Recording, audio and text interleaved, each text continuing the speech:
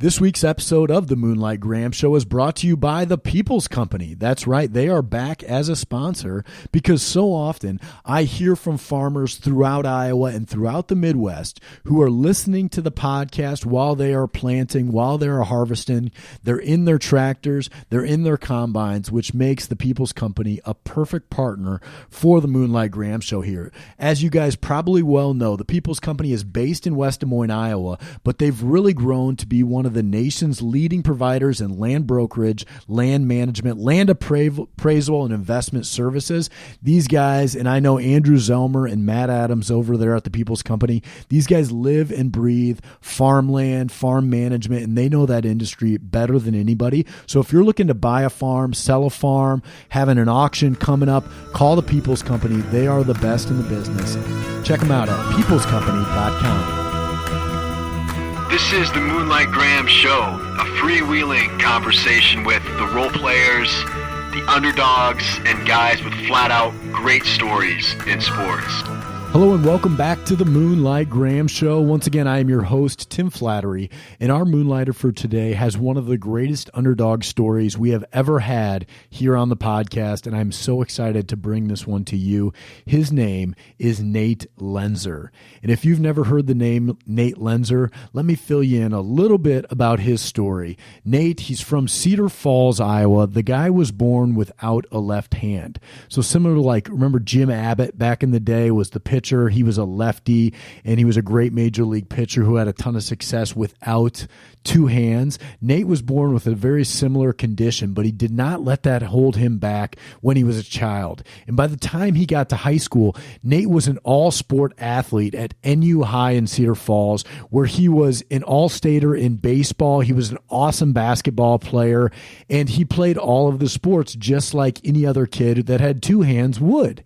By the time he gets to college, Nate did not want to give up on his athletic dream, so he kept trying out for the Iowa State baseball team, and he eventually made the Iowa State baseball team, and he's like the Moonlight Graham of Iowa State Cyclone baseball, which no longer has a program, but Nate was a backup outfielder on the team during the last year of the program, and he only got one plate appearance during his career, and he walked. So he is like the Moonlight Graham of Iowa State baseball.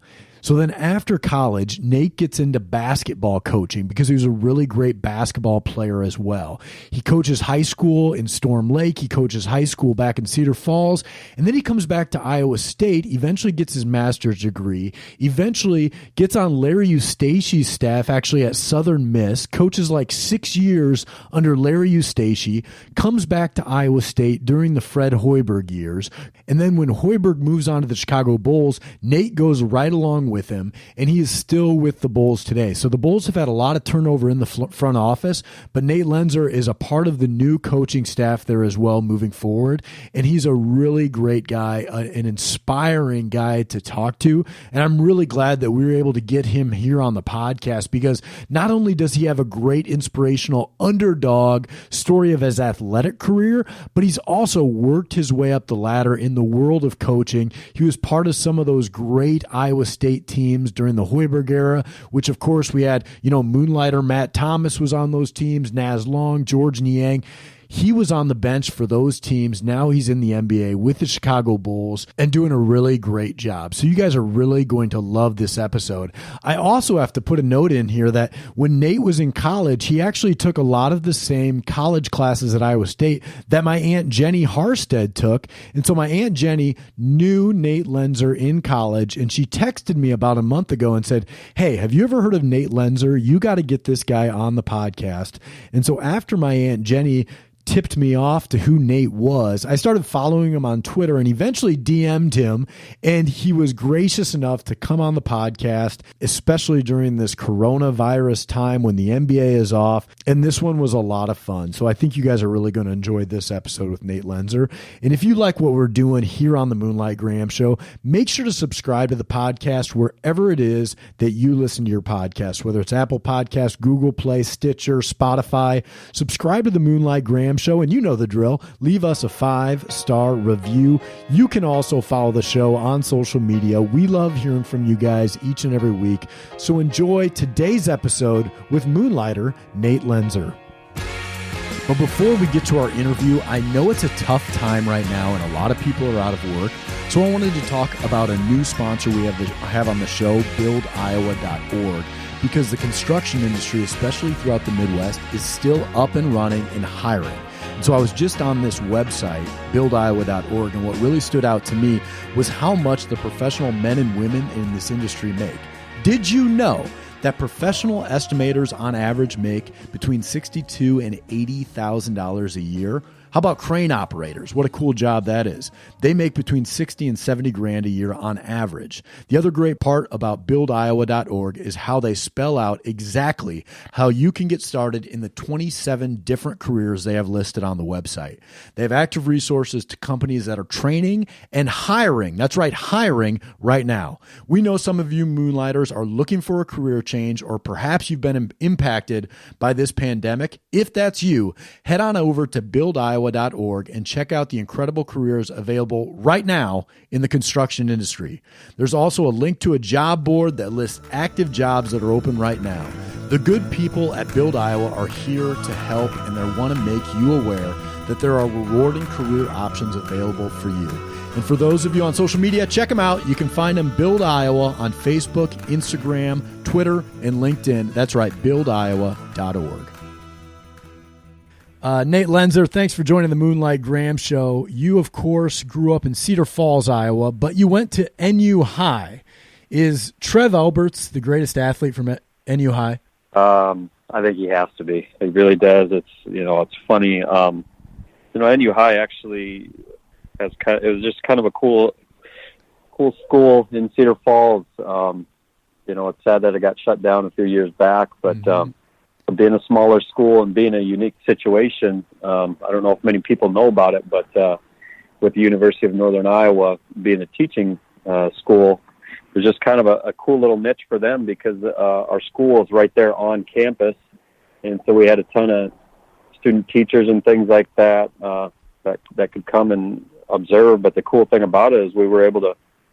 I played all my high school football games in the Uni Dome. Our baseball field was UNI's old baseball field, and it was just a cool setup. But Trev definitely probably is the guy that sticks out the most. For people that don't know, obviously, if you're going to be a top 5 NFL pick and right, win the Butkus Award, it's just a cool thing. He actually graduated with my brother, so growing up, he graduated in '89, so I was in those kind of years where late elementary, so getting to see him shine, not only on the football field, but he actually led our school to a runner-up in the basketball championships as well, his senior year as well. So heck of an athlete. So I got to imagine you probably were looking up to guys like Trev Albert growing up. Who were your sports role models, during those late 80s and 90s? Well, my dad, I grew up in Cedar Falls, like you said, but my mom, my dad, both went to Iowa State, and they've had season football tickets at Iowa State since 1975. So they've had the same seats since Jack Trice has been open. Wow. And then we started getting basketball tickets in 1987. It was either 86 or 87, but my first recollection was actually going up to Minneapolis and watching the old Johnny Orr teams and seeing, I was at the game where Jeff Hornacek hit the shot in the NCAA tournament against Miami, Ohio, then obviously getting to see them beat Michigan in the next round. That was kind of our first recollection, or at least my recollection. And so that was the normal. Every Saturday, we would drive from Cedar Falls to Ames. We'd stop in Eldora at the Casey's there and break up the trip. Back then, the old Dodger store was alive and well in Eldora, and so we'd make a quick run there, and we'd check out Iowa State in football. And then when we started getting, like I said, season tickets in 86, 87, as soon as we were done with school, my dad and I, we only had 2 tickets for that, so we kind of rotated. It usually was my dad and I that would go, and we would drive up and go to the game, and we would never stay in a hotel. We'd always come back home. But a cool just side story was one time it was actually the Lefester Rhodes game against Iowa when he scored when he scored the 54 points, or was it 54 or 56? But after that game, it was actually a huge ice storm, and my dad did not want to drive, so we got to stay at the old Starlight Village and got to swim the next morning and all that. So it really capped off a pretty cool experience. So, like, for me, actually growing up, Justice Big Pen was actually my favorite player, and Justice wore jersey number 24, so I wore 24 in basketball all throughout. I obviously, Jeff Grayer was a huge guy I followed, and Fred Hoiberg, who I later got to work with. Those were my probably favorite Iowa State players, but I could go on the list. I was kind of a junkie. I knew all of them. Like Terry Woods was from Waterloo, Iowa, so there was a natural connection there, and it just kind of went all the way from all those guys. Troy Davis was a guy that was huge. Oh, yeah. Again, in high school, I wore 28 because of Troy Davis.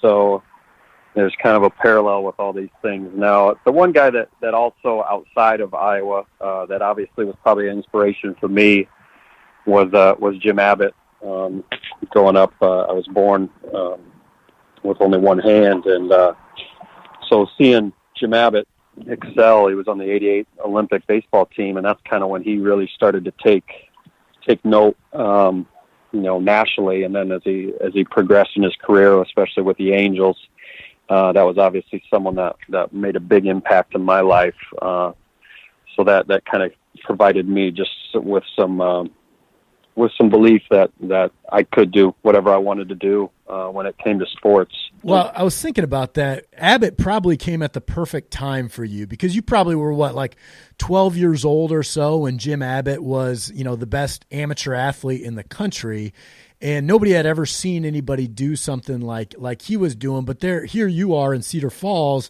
and you have basically the same arm as he does, same disability that he does. And so you got to think oh, this is my path. This is how I do it. Yeah. Well, it was, 87 to 92, feels like that was the biggest impressionable years of my life as far as, truly picking a direction. So Jim Abbott, that's when his whole heyday was taking form. I think, as much as I loved Abbott and I loved baseball, that's also the time that this number 23 guy, Michael Jordan, started to take off as well. And as much as I loved Abbott, I thought the cool thing about him too was that he did play football in high school, and he was a quarterback. I liked every sport. Everybody always asked me what was my favorite sport, and I just always said whatever season it was. So I traveled from football to baseball to basketball, and even sprinkled in golf in there as well. So those were all the guys, especially in that heyday, that for me that were really impressionable. I was just like most kids. I was collecting baseball cards and football cards and studying them like crazy, and it was just a cool thing for me. I think most people growing up in Iowa can relate to this. You're kind of a melting pot, and you're either a Minnesota guy, you're a St. Louis guy, you're a Kansas City guy, or a Chicago guy.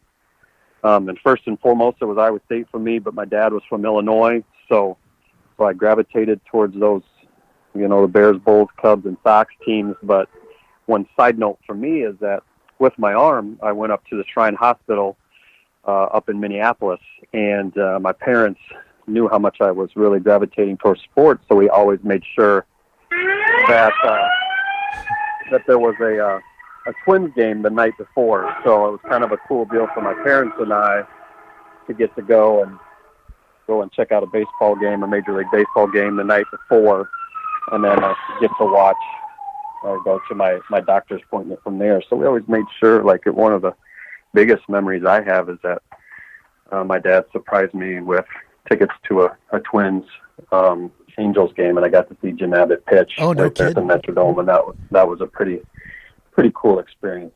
Yeah, and those were great Twins teams, of course. 87 World Series, 91 World Series. They had the Puckett and Herbeck and Jack Morris.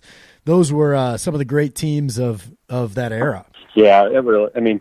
It was a special place just for us growing up. And like you said, Kirby Puckett, Kent Herbeck, Gary Gaetti, all those guys. Oh, yeah. Jack Moore. It's fun to check those guys out. But I would say at the end of the day, though, I still probably the Chicago teams were my biggest teams. I went to my first Cubs game actually with my grandparents when I was 5 years old. So still walking into Wrigley Field is always kind of a cool thing for me. Oh, me too. I think every baseball fan loves every moment you can step into Wrigley, or, old Yankee was that way, Fenway. And I love that this part of your story is the baseball part. I'm a baseball guy. I played all the sports as well. But, of course, you're working for the Bulls right now. But you played baseball in college, and you played at Iowa State, and I played at UNI, no longer as a program. Iowa State, no longer as a program. It's kind of scarred a lot of Iowans that love the game of baseball. So you after NU High, you want to walk on at Iowa State on the baseball team, but you get cut. What do you remember about that tryout, your freshman year, trying out for the Iowa State baseball team? Yeah, it was just, all the sports worlds in my life kind of collided at different times. I think to properly set the stage, I need to back up. My going into my senior year of high school, in the spring, I had actually committed to be a manager for Tim Floyd at Iowa State. That fall, so leading into my senior year, I was actually at a Tim Floyd competition camp, and just Kurt Heinrich happened to be there. He was a sophomore at the time. I was going into my senior year. Ryan Sears at Ankeny was at that same camp, and it was a cool camp. It was different. It wasn't like all the drills and fundamentals that no one really liked the camp part about. It was all like games. It was all one-on-one. It was just game after game. And at camp, Coach Floyd pulled me to the side and said, where are you going to school next year? How are your grades and all those things? And of course I was like completely awestruck. He goes, well, check with me in the spring. And you're the type of guy that we look for to be a manager in our program. So fast forward to the spring, I was actually at a leadership conference in Des Moines, and Coach Floyd was speaking at it, and I had already sent in a letter, and we kind of there on the spot, he just said, if you're coming in the fall and you want it, you're hired. So as we know, though, baseball in Iowa is in the summertime. That's right. And in my junior year of baseball, it was an okay year, but it wasn't a very remarkable year. I hit 289. I actually, from my freshman and my sophomore year, I switched from batting right-handed with a prosthetic to left-handed without a prosthetic. And I struggled with that transition initially. My sophomore year, I hit like 080 and was 3 for 31 on the year. My junior year, I hit 289. So even though I loved baseball, I didn't really think I'd have any aspirations of playing afterwards. Well, I hit 596 my senior year at NU High and was an all-state performer. So even though I had committed to go to be a manager with Coach Floyd and knew ultimately I was going to get into the coaching world, as I was going to school at Iowa State and I worked with the team for the first month or two, I just realized that I still wanted to try and compete. So I stopped being a manager at Iowa State that year, and that spring and summer, I went back to Cedar Falls and was an assistant for the freshman team at Cedar Falls. But while I was there, I was also working out and trying to prepare for a tryout with Iowa State in that sophomore year. And I thought I had a good chance at it. It was a 3-part thing where we ran, and if I stole 60 out of 63 bases my senior year, so I thought I would be good there. I threw 89 from the outfield, and my hitting, they graded us on a 5-point scale, and the hitting instructor at the time gave me a 4 out of 5 and said unbelievable, and said he was going to recommend me for the team. And but then when I went in to meet with Coach Smith, who was the coach at the time, he just said there wasn't a spot for that year. So I was a little disappointed at the time, but through that tryout, I actually met a few people who played in Wooden Bat League in the Cedar Rapids area. So I got hooked up to play with Williamsburg. If you're familiar with that league over there, it's got like Norway and I've pitched in that league. Iowa City. There you go. So Fairfax and all those teams. So that was an awesome league. And I played there the next 2 years, and then I also was coaching baseball back in Cedar Falls in the summertime.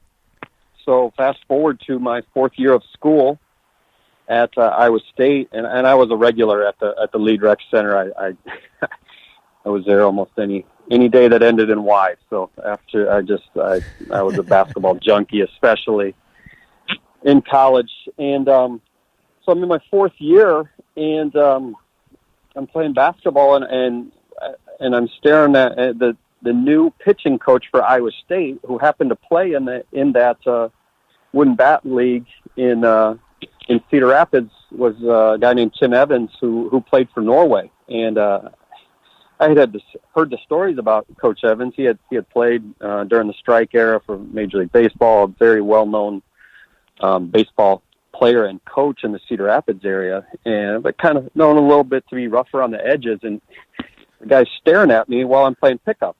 And I'm like, what's going on, man? Why is this guy trying to do this? And what was funny was in the summer, I had hit a double off of him when he came into pitch. So the next time he plunks me, I'm like, geez, like, this guy really carrying this out into sounds like an Eastern Iowa baseball guy. Yeah, there you go. So, which, I mean, it was like, all right, like, okay, just carry on or not. Well, Spencer Allen was a baseball player at Iowa State, and he's now actually the head baseball coach at Northwestern. Yeah. And he's just a great friend, a great person. And we stayed in contact. We actually lived on the same dorm floor at Iowa State. When he got the Northwestern job is when I got the Bulls job. So we've been friends through, for years now. So I talked to Spencer that night. I'm like, what's the deal with your guy Evans? Like he's like staring at me and all this. He goes, no, dude, he loves you. But well, then why doesn't he come talk to me? Doesn't need to stare at me and all that. So a couple days later, it was actually after they got back from their first road trip against Air Force. So this is in 2002, the last year of Iowa State's baseball program. And I get a call on a Monday night, and I'll never forget it because I was going to a 6 and under intramural basketball game. And Coach Evans calls me, and he says, what are you doing? And I said, well, I'm going to play intramurals. He goes, why don't you come into the office? I'm like, okay. So I go to the office, and we sit and chat for a while. And he asks, obviously, make sure I'm a full-time student and all that stuff. And says, well, do you want to play? I'm like, yeah. Of course I do. I said, the head coach is the guy that cut me 2 years ago. He said, oh, we'll get that worked out. But it was just a kind of a crazy situation. And the next day I'm practicing. And keep in mind, this is in the middle of the season, Right. In college baseball. There's 40 guys on the team, and I'm in my fourth year of school. I technically would have had one more year of eligibility. But I just come to practice and I start grinding and getting to know the guys. It was great. So they're going to, it was a spring break trip, and they're supposed to go down to Texas, and literally the day before, because I was not traveling initially, which I shouldn't have been, just based off of, only 25 guys travel. And within a couple of weeks, right before they go on their spring trip down to Texas, the coach says, hey, do you want to come down with us?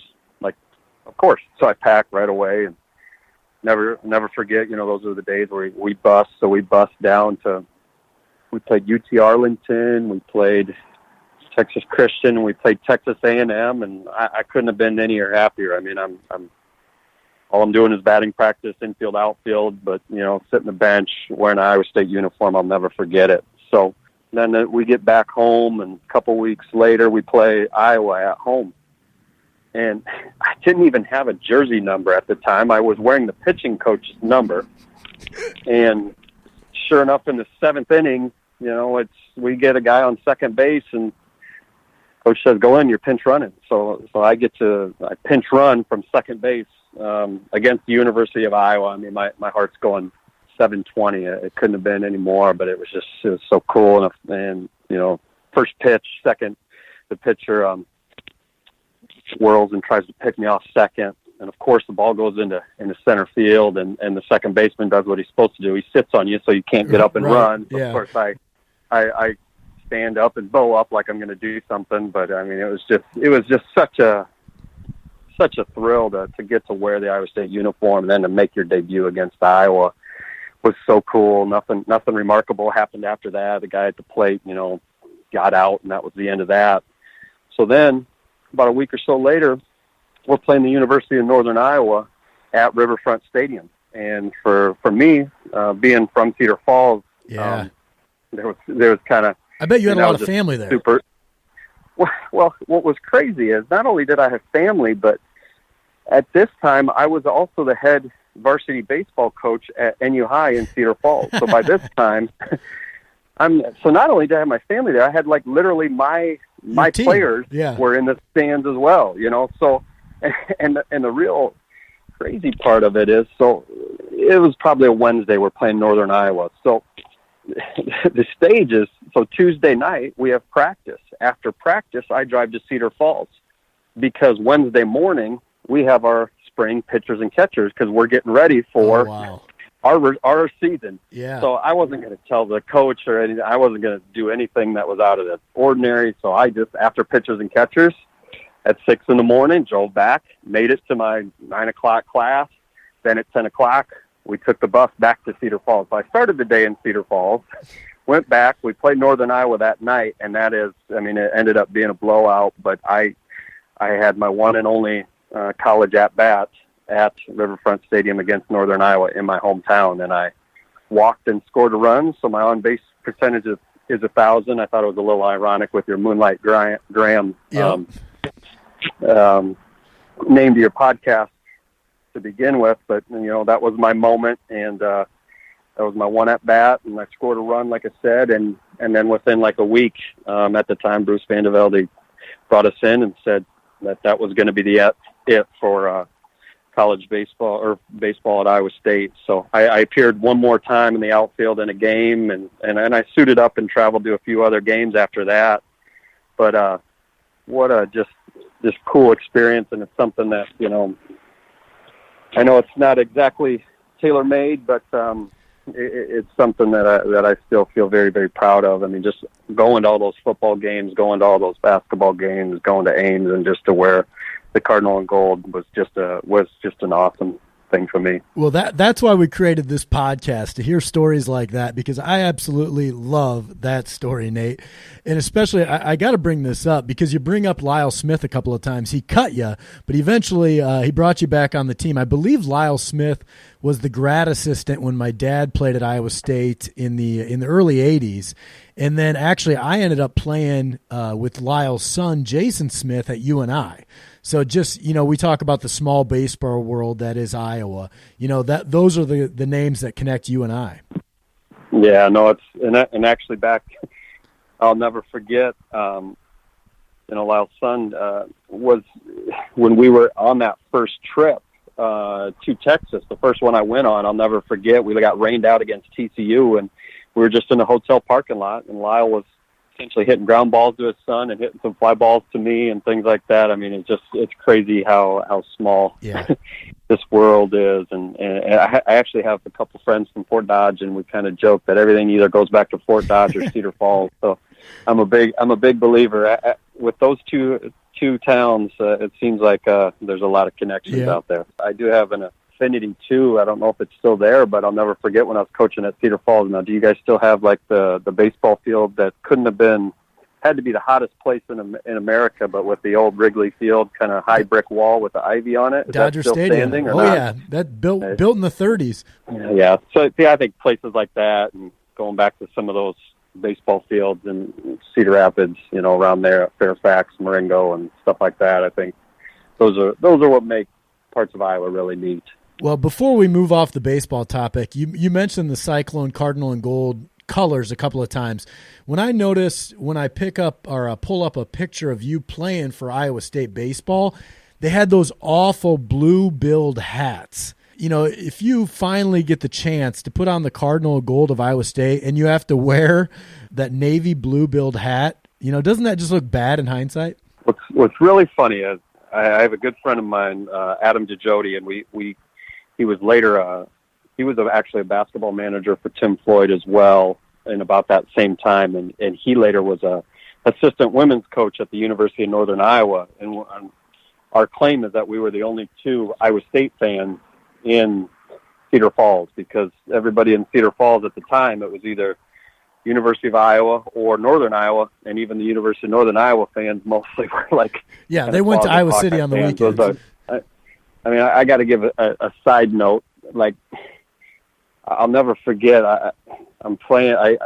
For years I asked my parents for like the old rubber Iowa State footballs. Everybody had the different colored footballs, and I had my eyes on the yellow and Cardinal and gold Iowa State football, the rubber one. We played with it at recess. We always would play with an Iowa or a Michigan ball or whatever when I was growing up, and I get this Iowa State ball, and of course I bring it to school. I had to be in about 3rd or 4th grade, and I try and get us to play football with it at recess. And of course, like, one of my Hawkeye friends has the ball and looks at it and chucks it on the roof. And I'm like, so like this is kind of what I grew up with as far as some of the rivalry stuff, as we all know as Iowans. What I have learned is that it's a little bit different. You move away from Iowa, it's you have a little bit more appreciation for all the schools, but I would be remiss to say that I did grow up a Cyclone. So sounds like you're getting soft, Nate. Well, my wife went to the University of Iowa, so I have to be smart with how I choose my words too. So did mine. So we have to be careful there. But what's funny is, so Adam DeJody and I, we would, when Iowa State kind of made this push to wear blue, we always kind of joked, oh, are they going to come out with all blue uniforms? Which, in hindsight, would have been an awful idea, but because all we saw growing up was just Cardinal and gold, or just even at that time the red and yellow, it wasn't even the Cardinal and gold, that we just thought it would be cool to have that alternate jersey color. And actually, in hindsight, what Matt Campbell's doing, bringing the black in, is, in my opinion, a much better third option, even with the gray. So, the blue does kind of stick out like a sore thumb. I do have my old baseball hat from Iowa State, and I have my baseball uniform, so it does look That's cool. A little bit odd. So, moving on to, you get into basketball coaching, and did you feel like you were at any disadvantage once you started your coaching career, not because of not having a left hand, but because you didn't play college hoops? I'm a big believer that, coaching is teaching. From a young age, I've had a passion for sports. I've had a passion from working with people and helping them to get better. I went to school at Iowa State to be a K-12 physical education teacher. I knew I wanted to be a coach, but I took my time teaching very seriously. Obviously, playing is a big part of it. I didn't play at a high level, but one of the things, and I talk about this a lot now because, I'm coaching at essentially the highest level. And for me to be a coach, I think there's 3 ways to really coach. One is you play. And when it comes to NBA, I was an honorable mention all conference basketball player. So that's not going to carry any clout. 2 is experience. The more experiences, and especially on winning teams you have, that carries a lot of clout. And with me, I'm in my 5th year in the NBA, and we've been in a team that hasn't been great. There was just the one time we've been in the playoffs in my stint year, so that's a pretty young when it comes to that. So those two factors aren't going to necessarily get me in the door with the players that I work with, but I still think at the end of the day, your content knowledge and your ability to read people and your ability to help people grow and give people confidence is just something that ultimately is going to differentiate between success and trust, which is what you're ultimately looking for when it comes to coaching or working with the people that I work with.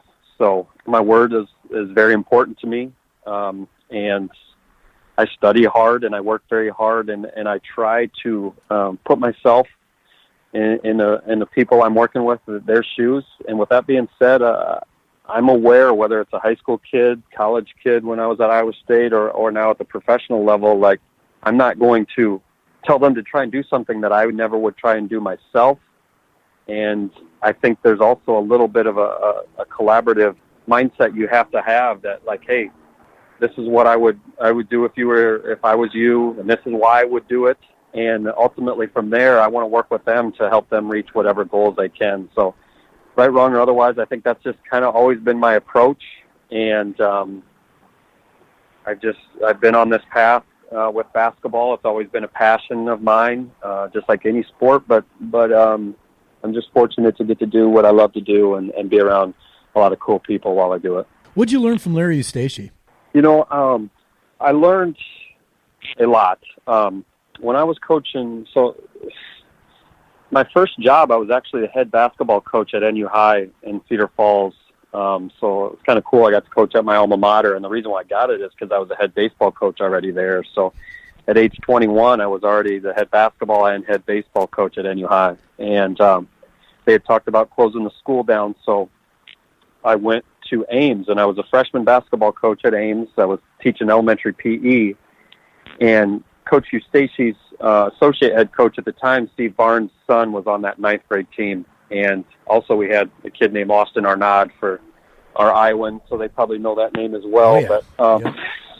But so I actually got the opportunity because Coach Barnes was watching his son at our practices, and at my practices when I was Ames, he invited me to a lot of Iowa State practices. So when I was teaching and coaching, I was actually going to a ton of Iowa State practices. So I watched him a lot, and I think the biggest thing with Coach was, it was very black and white.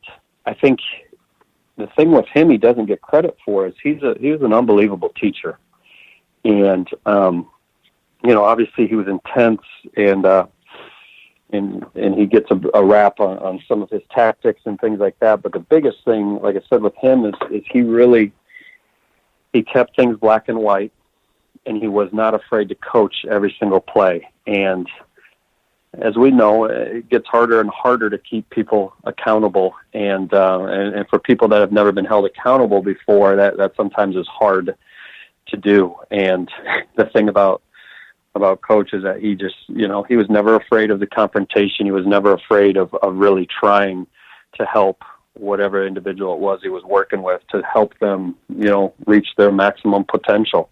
Mm-hmm. And his thing was really, he's going to try and take you to a place that you can't get on your own. And he made practices harder than the game, so that way when you got into the game, there would be less of a chance for you to kind of crumble under the pressure or fall victim to what the opponent was doing. And he was a big-time defensive coach and a rebounding coach, and like his terminology was very short and succinct.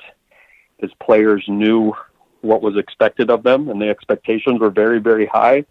And to his credit, I thought he did a really, really good job of coaching to his strengths and trying to be who he is. I think a lot of coaches don't know who they want to be, and they try to be a lot of different people or people that they aren't, and that's where ultimately they fall short. And I think, if you look at his track record of all the places he's been and in the different situations that he's won in, I think those were the biggest things I took from him, and I got a chance to see that firsthand when he was coaching at Iowa State, and then I got a chance as I worked with him for 6 years at Southern Miss to see it kind of firsthand as well.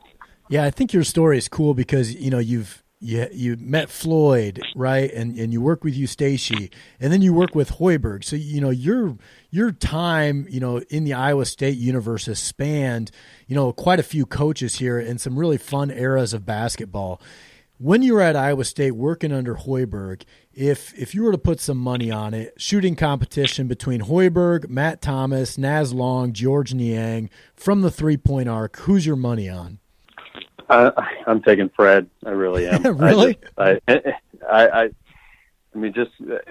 Maybe if we go cold turkey, it'd be a little tough. But if you say, "Hey, Fred," the thing about Fred that people, I think is left out. Like, obviously he was super talented. I mean, he led the NBA in 3-point field goal percentages last year. Yeah. And before his career got ended short. But the thing about Fred is he's such an ultimate competitor. Now, he's like, you don't see it because he's not ranting and raving on the sidelines and doing some of those things, but it's almost like a duck on water, right? Above the surface, they look calm and poised, but underneath, those legs are going crazy, trying to stay afloat and moving around.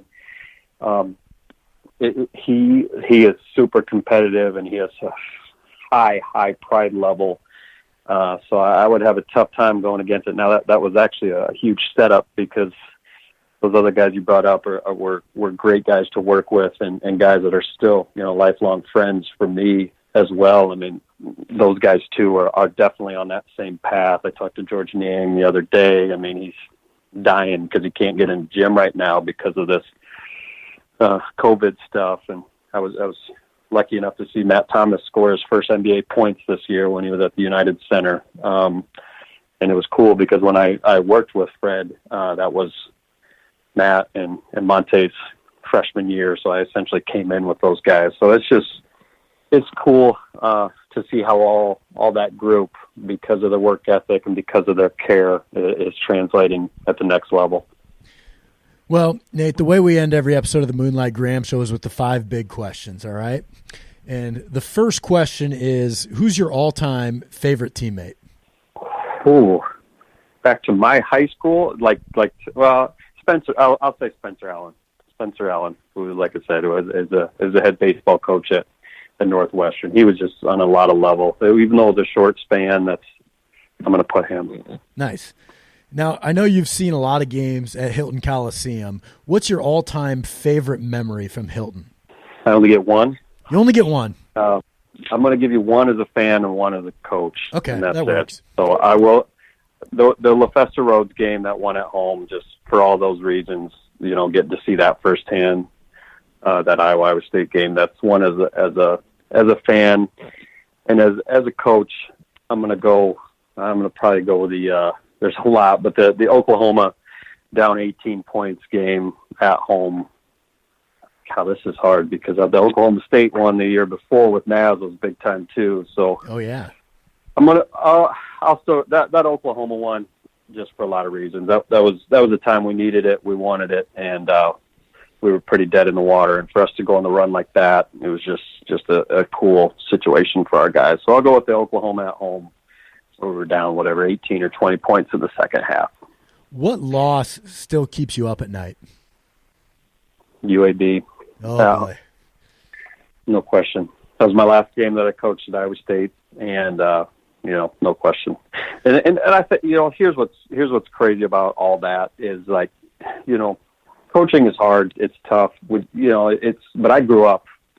That's my school. That's who I grew up with. That's all that. So on all that level, just with the personal level of feeling like you let down fans and your school and all that, then you have on top of it just that your seniors and your guys that's the last game, and just the expectations and all you put into a season, and for it to abruptly come to an end. It's just unfortunately that's an easy one, and yeah, that's still haunts me. And not to mention losing to Jared Haas. Yeah, well, and I had to even admit that. When I was at Southern Miss, one of our biggest rivals was UAB as well. Okay. So, UAB was literally, 2 hours, 3 hours away from our campus. So that was a big rivalry too. And it just, we're done there. All right, we're done. What are you most proud of?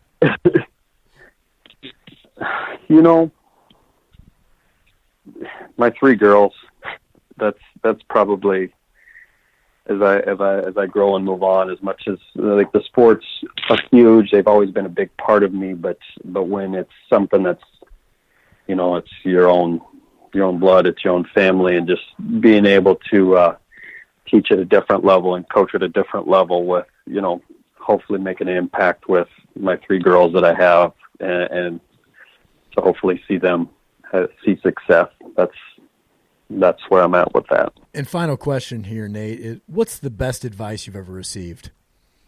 That's tough, and I don't know if it's been anything that's been given to me, but I think it's more my parents, just in the way that they treated me, without saying it with words, but how they treated me is probably the best advice, because they obviously dealt with a son who loves sports and was born with a physical difference than most people have in one hand. And even though I know that they probably had questions about whether I could succeed or do the things that I wanted to do, I adamantly did not like track or soccer, because that's what I felt like the one-arm person was supposed to do. And that would have been probably the easier path. And, because of my passion for sports and all that, my arm wouldn't have come into play with that. But for them to allow their son to fight through challenges and things like that, and never provide like a glass ceiling to them, and just be supportive and be encouraging, I think is just a lesson that has worked well for me, and it's something that I believe in, and how I treat other people as well, like to make sure that I don't cap anybody off, and try and support and believe in whatever that person's goal is in their life. That's great. I really like that. Well, Nate, you're a true underdog, and I'm really glad that we were able to get you here on the podcast, especially to tell some old Iowa State baseball stories. So thanks so much for coming on. Hopefully the NBA season, is able to conclude the way it should here soon. So best of luck with the Bulls and everything, and thanks for coming on the show.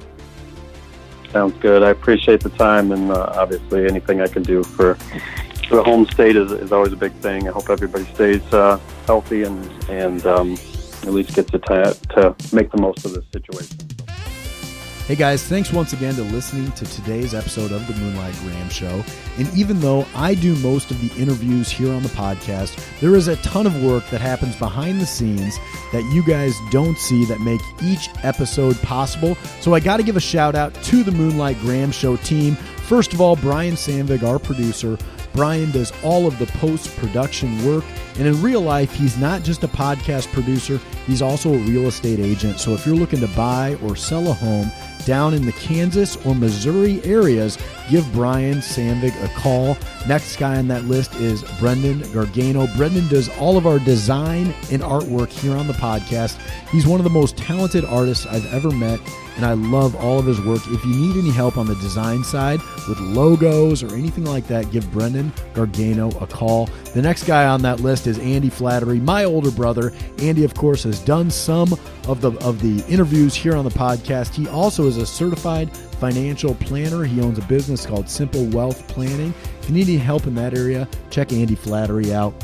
And then, of course, the trusty co-host Tom Griffin and my younger brother Neil Flattery. Those guys are just busy being husbands, being fathers, they're family men, but also they do a ton of work here on the show. So thanks again for listening. We really appreciate you guys subscribing and supporting the Moonlight Graham Show.